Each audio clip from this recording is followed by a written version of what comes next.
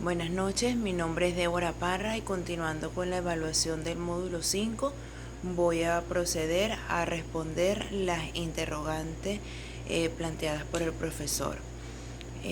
Procedimientos especiales y recursos dentro del proceso penal acusatorio. Oportunidades en las que se procede la aplicación del procedimiento especial por admisión de los hechos. El artículo 375 del COP.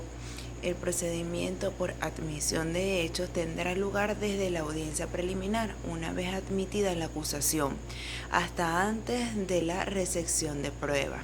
El juez o jueza deberá informar al acusado o acusada respecto al procedimiento por admisión de los hechos, concediendo de la palabra. El acusado o la acusada podrá solicitar la ampliación del presente procedimiento, para lo cual admitirá los hechos objeto del proceso en su totalidad y solicitará al tribunal la imposición inmediata de la pena respectiva. En estos casos, el juez o jueza podrá rebajar la pena aplicable al delito desde 1/3 a la mitad de la pena que haya debido imponerse, pudiendo cambiar la calificación jurídica del delito, atendidas todas las circunstancias, tomando en consideración el bien jurídico afectado y el daño social causado, y motivo adecuadamente la pena impuesta. Señale los delitos por los cuales el juez solo puede rebajar la pena hasta 1/3 por la mitad de los hechos. El artículo 375 del COP nos dice: si se trata de delitos en los cuales haya habido violencia contra las personas cuya pena exceda de 8 años en su límite máximo, y en los casos del delito de homicidio intencional, violación, delitos que atentan contra la libertad, integridad sexual de niños, niñas y adolescentes, secuestros, delitos de corrupción, delitos que causen graves daños al patrimonio público en la administración pública, tráfico de drogas de mayor cuantía, legitimación de capitales contra el sistema financiero y delitos con nexos, delitos con multiplicidad de víctimas y delincuencia organizada, violaciones graves a los derechos humanos, de lesa humanidad, delitos graves contra la independencia y seguridad de la nación y crímenes de guerra. El juez o jueza solo podrá rebajar hasta 1/3 de la pena aplicable.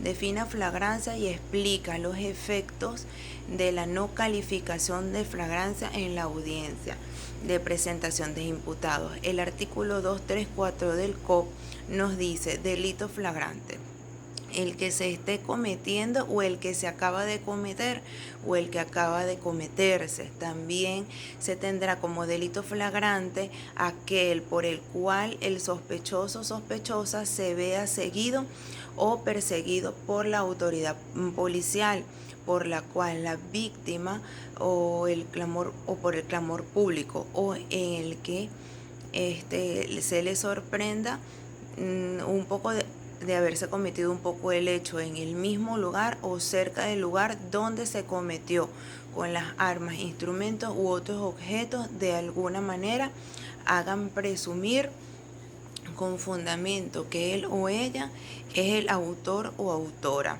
4. Señale 3 delitos de acción dependiente de instancias de parte antes que el órgano jurisdiccional deba presentarse en la acusación privada. Son delitos de acción dependientes de instancias de parte de aquellos que afecten de manera particular y directa a la víctima del delito, sin relevancia o con poca afectación a la paz y convivencia social. Algunos delitos de este tipo son el adulterio, la difamación y la injuria, los daños a la propiedad y las personas son generalmente leves. Artículo 392. La acusación privada deberá formularse por escrito directamente ante el tribunal de juicio.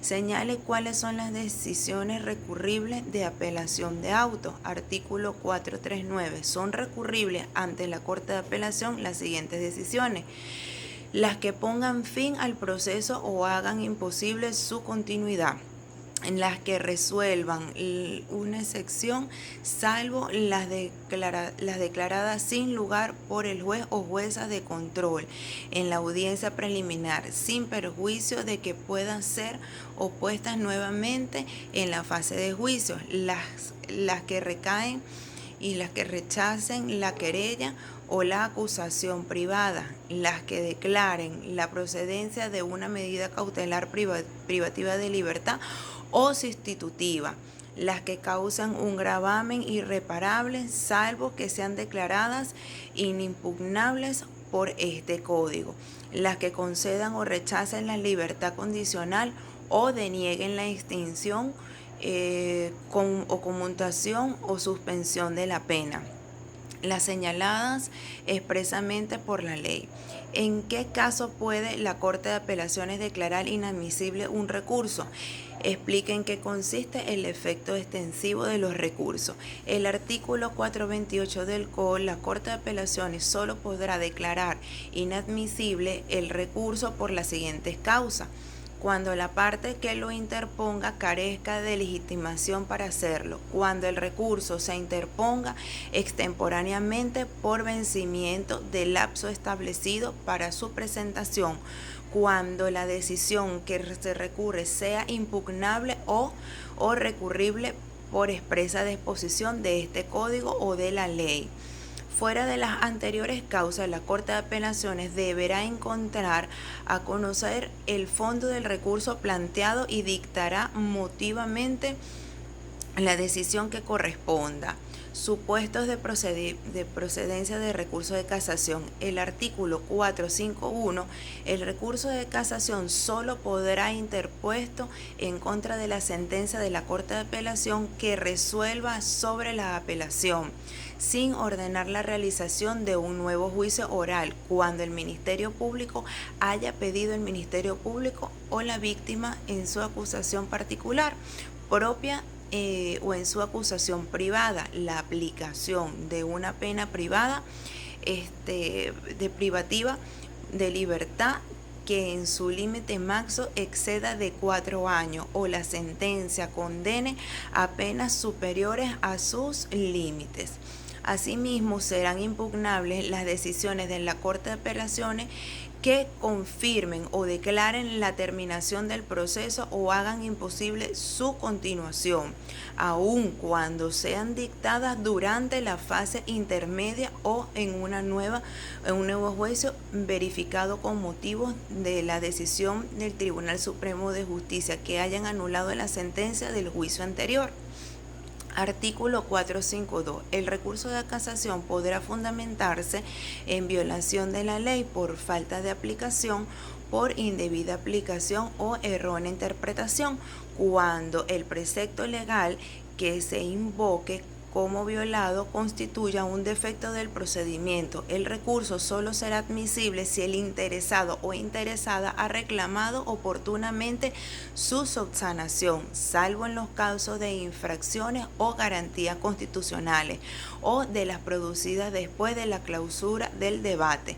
8. ¿En qué caso procede el recurso de revisión de sentencia? Artículo 462. La revisión procederá contra la sentencia firme en todo tiempo y únicamente a favor del imputado o imputada en los casos siguientes: cuando en virtud de sentencia contradictoria esté sufriendo condena 2 o más personas por un mismo delito que no pueda ser cometido más que por una sola persona, cuando la sentencia dio probada el homicidio o una persona cuya existencia posterior a la época de su presunta muerte resulta demostrada plenamente, cuando la prueba en que se basó la condena resulte falsa, cuando con posterioridad a la sentencia condenatoria ocurra o se descubra algún hecho o carezca algún documento desconocido durante el proceso, que sean de total naturaleza, que sean evidentes que el hecho no existió o que el imputado o imputada no lo cometió. Cuando se promulgue una ley penal que quite el hecho de carácter de punible o disminuya la pena establecida. Explique la extradición. La extradición es el procedimiento por el cual una persona acusada o condenada por un delito conforme a la ley de un país es detenida en otro país y es devuelta al primer país para ser enjuiciado o para que se cumpla la pena ya impuesta. Explique la competencia del juez de ejecución. El artículo 489 del COP, el juez de ejecución debe supervisar y verificar las condiciones del penado o penada, para la cual realizará vistas periódicas al sitio. Esta fue toda mi exposición. Muchísimas gracias.